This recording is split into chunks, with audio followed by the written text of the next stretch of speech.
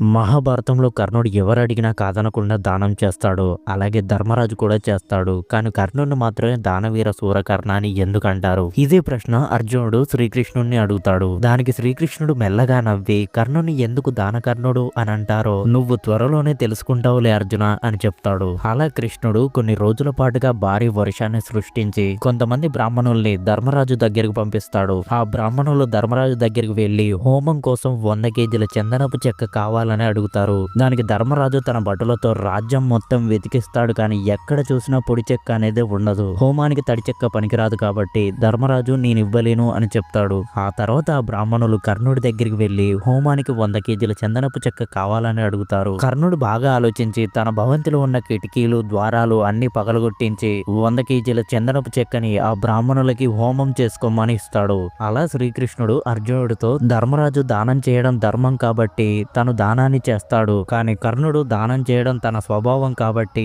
అందుకే కర్ణుడిని దానవీర సూరకర్ణ అని అంటారు అని కృష్ణుడు అర్జునుడితో చెప్తాడు.